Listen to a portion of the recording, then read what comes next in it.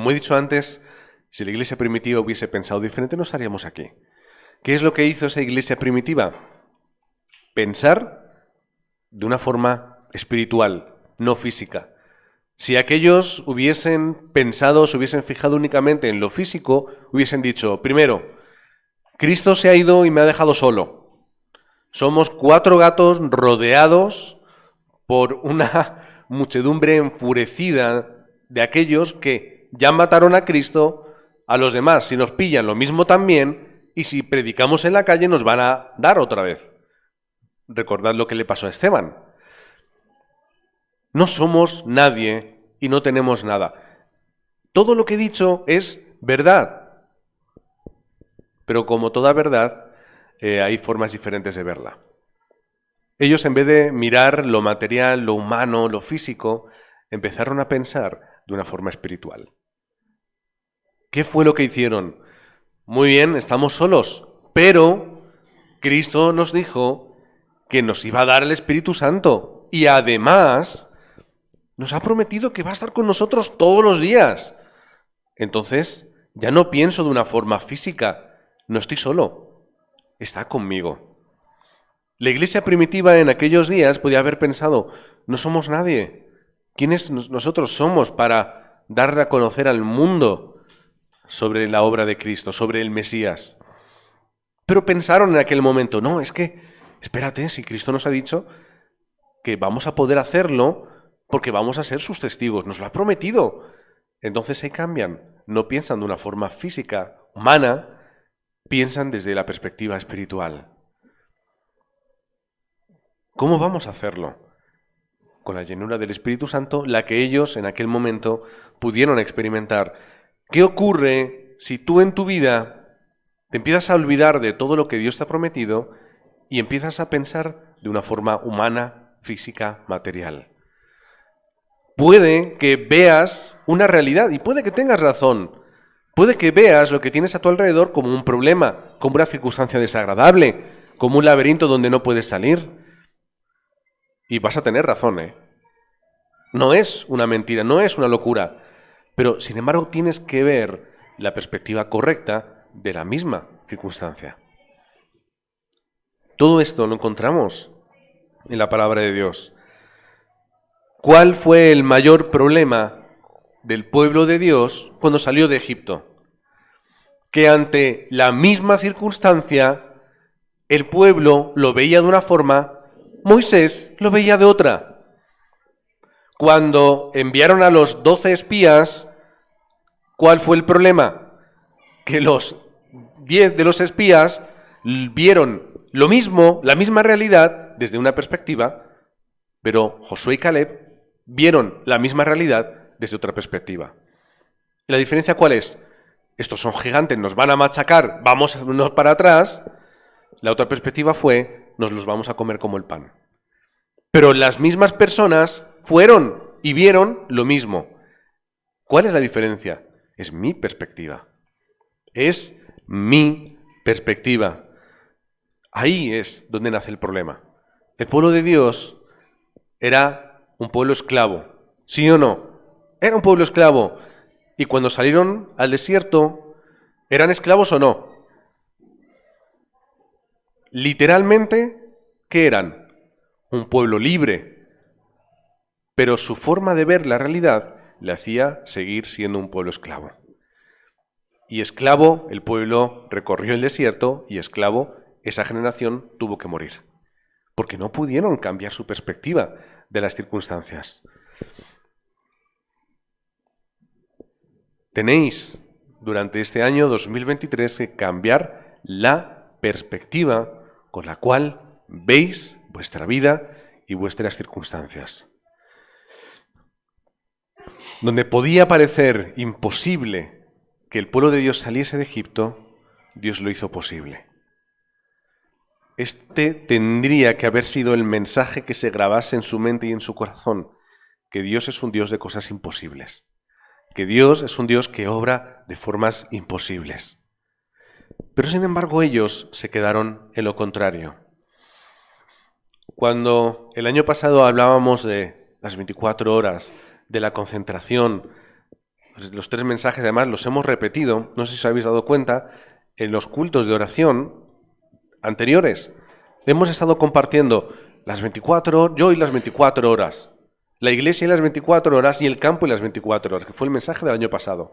Ahora que nos encontramos, el siguiente paso, las 25 horas. Es decir, yo puedo dar hasta aquí, puedo estar dando todo lo que yo tengo de mí mismo. ¿Alguna vez os habéis esforzado muchísimo en algo y os ha salido mal? Muchas veces. Y alguna vez, sobre todo cuando habéis estudiado y demás, os habéis esforzado muchísimo en un examen y habéis fracasado. ¿A que sí? ¿Por qué? Porque hay un límite. Tengo un límite, ¿verdad? En mi vida. Ay, no he podido más. ¿Alguna vez habéis querido abrir la tapa de un tarro y no habéis podido? ¿Por qué? Porque no podéis, porque no tenéis más fuerza, ¿verdad? Y ahí es cuando cogemos el trapo, le damos golpes con el cuchillo y hacemos trucos, porque yo no puedo por mí mismo. Yo puedo esforzarme, yo puedo concentrarme, yo puedo dar todo lo que tengo, pero hay un límite. Yo puedo estar concentrado en algo 24 horas. Se acaba el día, se acaba lo que yo puedo dar. ¿Y dónde empieza? O sea, ¿y qué es lo que empieza después? La obra de Dios. Yo puedo esforzarme por ser el mejor obrero, por evangelizar el mundo, por ser el mejor cristiano. Tengo un límite. ¿Pero qué ocurre? Que si yo doy lo que tengo, si yo creo esa vasija y se la presento a Dios, Dios dará de lo suyo. Esta es la perspectiva de lo que vamos a estar viendo hoy. Eso son las 24 horas. Yo tengo un límite, son 24. No puedo dar más. Aunque yo quiera, hay leyes físicas que me lo impiden. No puedo. Imposible. Y ahí es donde está la obra de Dios. Llegan crisis a nuestra vida. ¿Qué es lo que pensamos? Es imposible. Yo no puedo con esto. ¿A que todos lo hemos pensado alguna vez? Hemos dicho, yo no puedo más. No puedo más. No puedo con mi esposo, con mi esposa, porque es muy cabezón, es muy pesada. Yo no puedo con esa circunstancia. En mi trabajo, yo no puedo más. Pero que todos habíamos podido un poquito más. Todos damos. Pero hay momentos en los que de verdad queremos que es imposible. Ahí es donde nosotros de verdad tenemos que ver lo que es importante en nuestra vida. ¿Qué es? Que yo ponga el fundamento correcto. ¿Cuál es el fundamento? Que yo soy un ser creado con espíritu para poder comunicarme con Dios. ¿Qué es lo fundamental? Que ante el problema del pecado que me separa de Dios, viene Cristo y lo soluciona. Me vuelve a unir. ¿Qué es lo fundamental? Que a través de la obra de Cristo, yo ahora soy libre. Yo ahora tengo una identidad. Yo soy hijo de Dios, ciudadano del reino de los cielos y tengo todo el respaldo del trono celestial. ¿Cuál es la realidad? Que con Cristo lo tengo todo. ¿Cuál tiene que ser el fundamento de mi vida? Tienes que esforzarte, tienes que ser inteligente, tener un buen trabajo, busca la forma de ganar dinero, ten éxito. No, ¿cuál es el fundamento de mi vida? Volver a mi origen. A través de Cristo, disfrutar de que yo soy una criatura creada por Dios para estar con Dios, para hacer las obras de Dios. Cuando yo cambio mi fundamento, todo lo demás empieza a cambiar y empiezo a recibir gracia. Y la gracia me hace romper mis límites. Y a través de la fe yo no caigo en ningún momento. Esto es lo que tengo que tener en mi vida. ¿Cuál es el fundamento? Gracia y fe. ¿En qué? En la respuesta que Dios me ha dado a través de Cristo. Esto es lo fundamental. ¿Sí? Si esto es el fundamento de mi vida, entonces lo imposible pasa a ser posible. Cuando yo tengo el fundamento en lo humano y en lo material, lo imposible pasa a ser igual de imposible. Cuando yo disfruto del fundamento correcto, lo imposible, Dios lo hace posible. ¿Cómo es posible que un hombre, Moisés, que lo hemos hablado esta mañana, pudiese sacar a todo un pueblo? Es imposible. Que además tenía problemas, que no se le daba bien hablar en público, que no tenía don de la palabra, que no tenía poder, no tenía fuerza. Ahí está la respuesta. Todos la tenemos y todos lo hemos visto. Punto número 1. ¿Cuál es el motivo y la razón de tu vida? ¿Cuál es el motivo y la razón por la que tú estás viviendo hoy? ¿Por qué vives? Yo creo que los de la iglesia primitiva se lo preguntarían más de una vez. Ahí reunidos como estaban, podéis recordar el versículo 14 del capítulo 1, el anterior, todos juntitos, orando, perseverando, ahí recordando las palabras de Cristo, y algún día alguno tendría que mirar a los demás y decir, ¿pero qué hacemos aquí? ¿Qué hacemos aquí mirándonos las caras y orando, esperando a qué? Alguno tendría alguna crisis, ¿verdad? Pero lo hicieron, permanecieron, estuvieron juntos. Tuvieron la respuesta.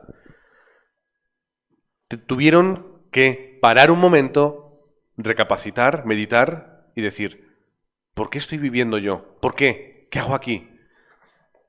Año 2023, hacedlo ahora, que estéis aún en enero. Ya estamos a mitad de enero, ya se está yendo la primera mitad del mes. Pensad, ¿para qué narices vivo yo mi vida? ¿Qué soy? ¿Quién soy? Yo no puedo vivir mi vida como un animal. ¿Qué es lo que hace un animal? Nace, crece, se reproduce, envejece y muere, ya está. ¿Qué hace el ser humano? Lo mismo, pero con un poquito más de sofisticación. Pero hace lo mismo. Y a veces ni eso lo hace bien. Yo no puedo ser lo mismo. Porque mi fundamento no es el fundamento del mundo, es el fundamento espiritual. Y como yo comprendo el mundo espiritual, obro en consecuencia. De esta forma, la razón y el motivo es, tengo que vivir para, primero, disfrutando de que Dios está conmigo y de que Cristo está en mi corazón, de poder salvar el mundo. Yo sé, esta mente es muy grande. ¿Cómo vamos a salvar el mundo? ¿Por qué? ¿Cómo que por qué? ¿No has visto cómo está el mundo? ¿Cuál es la cultura del mundo? ¿Cuál es la oscuridad que hay? ¿Cómo está la sociedad? ¿Quién tiene la economía? Guerra, desigualdad, pobreza, muerte, enfermedades. Abre los ojos. Mira, esto es por lo cual yo tengo que vivir. Si yo vivo mi vida como un animal, me uniré al rebaño y al final esto acabará avanzando y yo no haré nada. Por eso tengo que pararme y decir, yo tengo que vivir por y para el plan perfecto de Dios, que es salvar al mundo. Es salvar a las personas. Es salvar a aquel que tiene el problema que no conoce y necesita la solución que no sabe cuál es, que es Cristo. ¿Cómo voy a poder hacerlo si es imposible? Es imposible hacerlo. No se puede. Y tenéis razón. No podéis. No lo vais a hacer ninguno. Pero Dios sí puede hacerlo. Por eso mismo, entra dentro del horario y del tiempo de las respuestas. Entra dentro del tiempo y del horario en el cual Dios te va a dar. ¿Cuándo?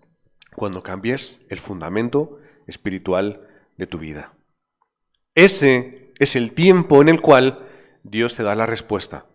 El momento en el que todo es imposible se convierte en posible. El tiempo en el que tú obras por y para ti y tienes tus victorias y tus fracasos se acaba convirtiendo en el tiempo donde Dios te da las evidencias de que tú puedes cambiar el mundo.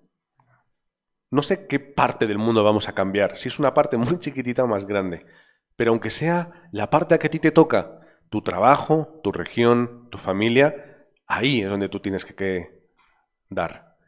Ahí es donde tú tienes que devocionar tu vida, porque ese es el motivo por el cual tú estás. En segundo lugar, tengo que darme cuenta de que aunque a veces piense que todo ha terminado, tengo que restaurar lo que es fundamental.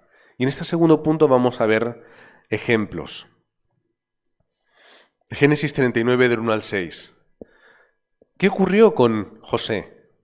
José, que siendo el hijo favorito de ese gran patriarca, ¿verdad?, que tenía aquellas visiones donde él iba a ser grande y poderoso, que iba detrás de sus hermanos y se lo contaba y sus hermanos le tenían ese asco y esa tirria, posiblemente con parte de razón, aquel, de la noche a la mañana, pasa a ser un esclavo, alguien que no tiene valor, alguien que no tiene vida, porque el dueño de su vida es su dueño, es decir, pasa a ser nadie.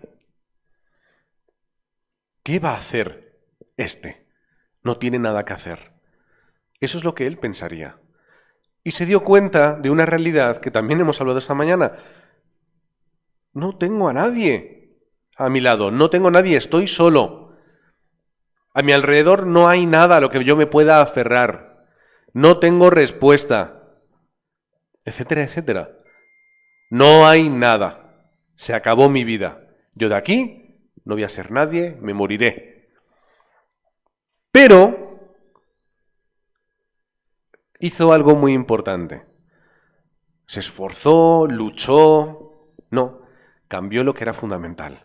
Y empezó a disfrutar de lo único que tenía, que nadie se le podía quitar, y era que Dios estaba con él. Cambiando el fundamento, lo imposible lo hizo, o lo pudo cambiar, a posible. De esclavo a gobernador, donde iba a haber muerte, donde iba a haber hambre, donde iba a haber desesperación, gracias a él, Dios pudo obrar y pudo traer riquezas, pudo traer prosperidad, pudo traer respuesta a un mundo que iba a sufrir hambruna. Egipto, donde Dios le levantó, se acabó convirtiendo en el lugar donde la gente iba a buscar respuesta. ¿Todo quién lo hizo? Lo hizo Dios, en el momento en el que José cambia lo que es fundamental. Éxodo 2, del 1 al 10, lo hemos leído hoy, lo vamos a traer otra vez un poquito al recuerdo. Hechos 2, del 1 al 10. ¿Qué pasó? Que Dios levanta a un remanente de la tribu de Leví, le levanta para poder salvar lo que parecía que era imposible, que era liberar a un pueblo esclavo de un gran imperio como el egipcio. ¿Es imposible que ocurra? Es posible. Dios lo hace. Muchos cristianos no tienen esta respuesta en su vida. Viven en la desesperación y en el miedo, clamando a Dios, ayúdame y dame esto. Dame, consígueme. Cuando realmente ya tenemos la respuesta. Cambia lo que es fundamental y tu vida va a cambiar. Cambia el fundamento de tu vida. Disfruta de esa renovación y restauración espiritual y todo lo demás va a cambiar. Tu vida cambiará, pero si partes desde lo espiritual, no desde lo físico. Josué 1, del 1 al 9. Imaginad, durante 40 años Moisés era el líder, el profeta, el sacerdote, era aquel caudillo que estaba llevando al pueblo durante 40 años. Yo aún no tengo 40 años, más de mi vida, siendo él el líder. Y de pronto llega un día y muere. ¿Qué hacemos? ¿Qué hace el pueblo? ¿Ahora qué? Si estábamos a punto de entrar en Canaán, Moisés, no te mueras ahora. No te mueras ahora, que es el momento donde íbamos a entrar y a liderar y a conquistar. ¿Por qué ahora? Josué con las manos en la cabeza diciendo, ¿y ahora qué hacemos? ¿Entramos? ¿No entramos? ¿Vamos? ¿No vamos? ¿Esperamos por aquí, por allá? Y ahí es cuando Dios le da el mensaje a Josué. Al igual que yo estuve con Moisés, yo estoy contigo, igual. Soy el mismo Dios y estoy de la misma forma. Ahora, esfuérzate y sé valiente. Esfuérzate y sé valiente. ¿Cuántas veces lo repite? Varias. Esfuérzate y sé muy valiente. Porque no es fácil la evangelización del mundo. Requiere que tú des tus 24 horas. Pero cuando tú des tus 24 horas, ¿qué sucederá? Los muros se caerán, los pueblos se rendirán y la victoria llegará. ¿Por qué? ¿Por ti? No, porque tú has dado 24 horas. Es porque Dios da 25 horas. Dios, a partir de ahí, es cuando obra en tu vida y a través de tu vida. Primera de Samuel 7, del 1 al 15. El pueblo de Dios, con miedo porque los filisteos les iban a conquistar, ¡ay, Dios mío, que van a venir y que nos van a matar! Y esto es un desastre y ya verás cómo... Y Moisés hace algo que es muy obvio para nosotros, que para ellos no era en aquel entonces. Que era, a ver, vamos a ver, ¿no os dais cuenta de que no tenéis respuesta porque estáis en idolatría y porque no le dais vuestro corazón a Dios? ¿No os dais cuenta de que si restauráis lo que es fundamental, que es el pacto que Dios os ha dado, vais a hacer lo imposible posible? No, es que nosotros como siempre, como llevamos ya muchos años, tal... No hay nada más tonto que intentar encontrar respuestas haciendo lo mismo, siempre. ¡Ay, fracaso! Bueno, voy a hacerlo otra vez igual, a ver si... fracaso otra vez. ¿O no? Si quieres tener éxito en algo y has fracasado, cambia. Cambia, ve por otro sitio. Cambia tú, hazlo de una forma diferente. Si el pueblo de Dios quería tener respuesta, ¿qué tenía que hacer? Cambiar. ¿Y qué era lo que les dijo Samuel? Pues no les dijo gran cosa, es que no era tan difícil. Pon a Dios en el centro de tu corazón y todo va a cambiar. Y adórale, como dice la palabra de Dios, en exclusiva, el movimiento de Mizpa en aquel lugar. Y ahí es donde ellos tuvieron respuesta. Lo imposible pasó a ser posible cuando el pueblo de Dios cambió lo que era fundamental, restauró su vida espiritual y tuvo las evidencias. Y mientras que Samuel estaba liderando al pueblo de Dios como profeta, nunca los filisteos pudieron dañar al pueblo de Dios, porque no permitió que el pueblo de Dios virase, aunque fuese un segundo, de dar su culto únicamente al Señor. Samuel 17, del 1 al 47, David. ¿Qué ocurrió con David? Era imposible que ese chaval pudiese vencer a un Goliat. Es imposible.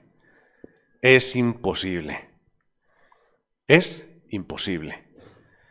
Pero Dios lo hizo posible. En el momento en el que él, despojándose de una armadura que ni siquiera le venía bien, que le hacía estar incómodo, que era algo humano, algo pensado, que esto puede ser una gran idea, el humanismo se lo quita porque le molesta y toma únicamente lo fundamental, que es, Dios, tú me has dado un mensaje, tú me has dado una promesa, pues yo a esto, con esto voy.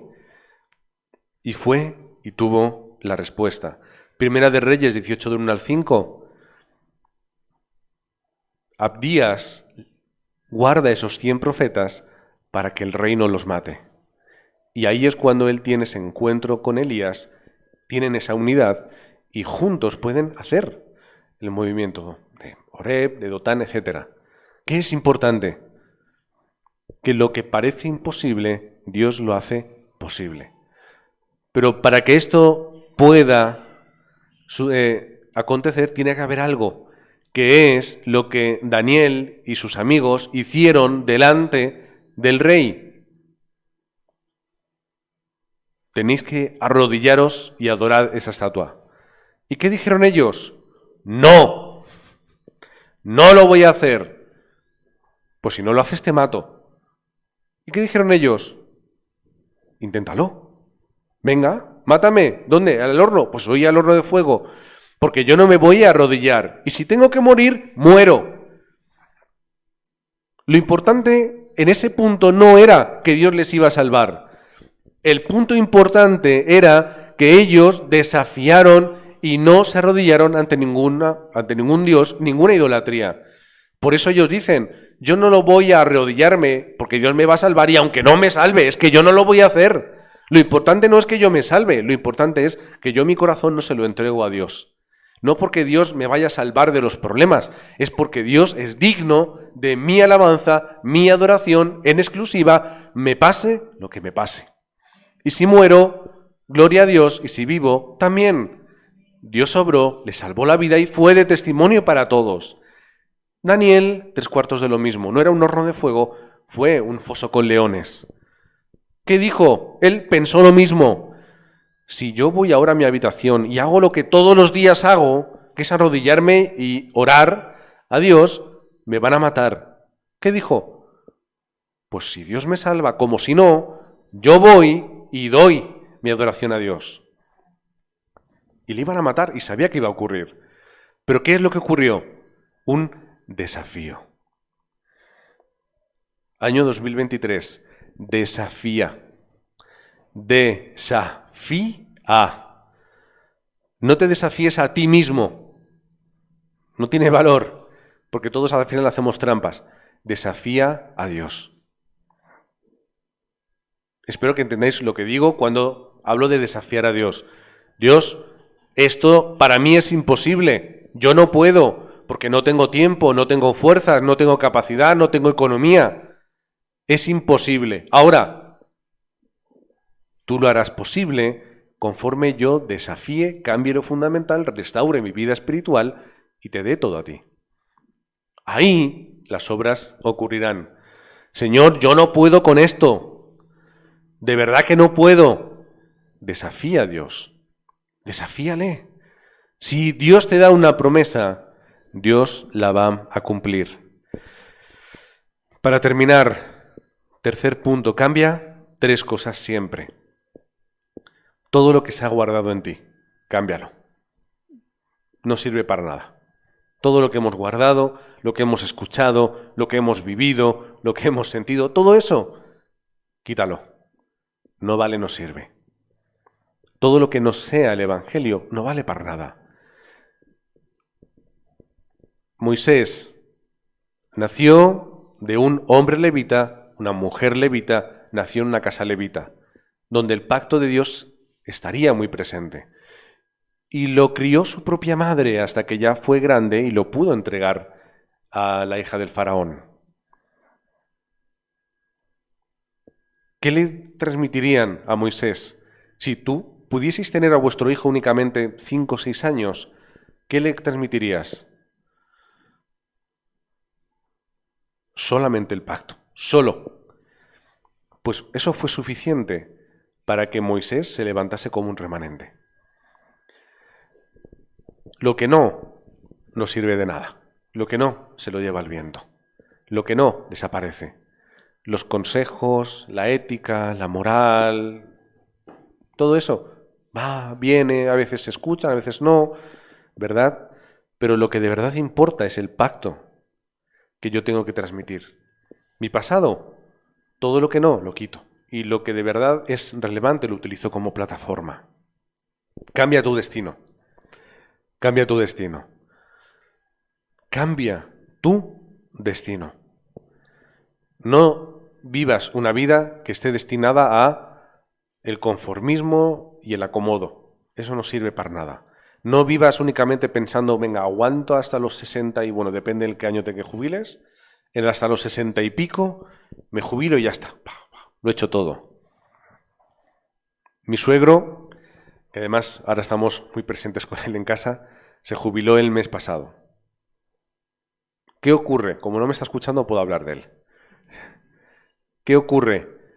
Imaginad una jubilación. Además, él se ha jubilado de forma anticipada, le salía muy bien, perfecto. De estar toda una vida trabajando. Él además que es peluquero, tiene su peluquería, horario de mañana hasta la noche. Sábados también, muy cansado. Llega, se jubila y tú dirás, qué felicidad, ¿no? Qué bien. Ahora a descansar, a vivir, todo esto, por aquí, por allá, no me tengo que preocupar, el Estado me paga. Pues ha llegado como una crisis a su vida. ¿Pero cómo es posible? Si, jolines, tienes que estar feliz. Pues no, no lo está. No lo está. Porque todo lo que al final parece que queremos, que deseamos, cuando llega, bueno, sí, está bien. Es el síndrome del niño, ¿cómo se dice? ¿Súper regalado? O como, qué bien, los niños hoy en día tienen tantas cosas que cuando se les regala, ya no le dan valor. Ya no, sí, qué bien, muy bonito. Otra cosa, venga más. Y a veces pasa, en nuestra era, pasa mucho. Pues en la vida igual, ¿cuál es mi destino? Y a veces cuando alcanzamos un destino, nos damos cuenta de que no es lo que queríamos, no nos hace feliz. Y tenemos que buscar otro. ¿Cuál es el destino del ser humano? El fracaso y la muerte, únicamente. Con más luces y más colores, pero es lo mismo, fracaso y muerte. Y hay gente que es coherente a veces. Bueno, cuidado con lo que voy a decir. Hay gente que es coherente y se da cuenta de esto. Y dices, ¿verdad? Y dice, ¿para qué vivo yo? No tengo respuesta. Adicciones, drogas, alcohol, suicidios, porque se dan cuenta de la realidad. No tengo nada. No sirve. Todo lo que he conseguido en mi vida no sirve de nada. Es imposible, no puedo. Y tienes que darles la razón, ¿es verdad? Es que es verdad. Ahí es donde nosotros tenemos que dar el mensaje de esperanza y cambiar su destino. Y nosotros como creyentes también cambiamos nuestro destino. Mi destino no es sentarme en una iglesia toda mi vida hasta que me muera. Mi destino es ser alguien valioso para Dios. Alguien que tenga valor para lo que está en el corazón de Dios, que es la evangelización del mundo. Y, en tercer lugar, tus heridas. El pastor Riu dice: las heridas matan silenciosamente. Parece que no tengo una herida, pero esa herida te mata silenciosamente. Es como esa infección que no parece que no tienes hasta que te da una fiebre y te deja cao. Anteriormente, épocas atrás, la gente moría por una herida. Si tú tienes una herida y no te la cuidas bien y se te infecta, la gente moría por eso. Por una herida. Qué tonto, ¿verdad? Pero la gente moría por eso. Nosotros somos iguales espiritualmente. Cambia y soluciona tus heridas. Para terminar, no os preocupéis por nada. Estad preparados espiritualmente. Estate preparado espiritualmente. Las tinieblas van a estar en nuestro mundo y en nuestro campo y a nuestro alrededor. Véncelas restaurándote espiritualmente. Si lo haces, no habrá más remedio de que las obras a tu alrededor tengan lugar. Vendrán las respuestas del reino de Dios. Estos son esas 25 horas. Lo que Dios hace más allá de ti en su tiempo y es un horario por lo cual tú tienes que desafiar. Así que, hermanos, año 2023, os bendigo en el nombre de Cristo para que desafiéis lo imposible restaurando lo espiritual. Señor y Padre que estás en los cielos, gracias por la obra perfecta que tú hiciste hace tanto tiempo, ya desde el principio de los tiempos, hablando sobre ese Mesías, aquel ungido que tenía que llegar para salvarnos. Es la respuesta que tenemos nosotros hoy. Ponla en nuestro corazón, ponla delante nuestra para que sea la referencia de nuestra vida. Danos la gracia para poder desafiar, danos la gracia para poder restaurar nuestra esencia espiritual, nuestra vida espiritual, y danos también la gracia para poder ver eso imposible que tú haces posible. Oramos en el nombre del Señor Jesucristo. Amén.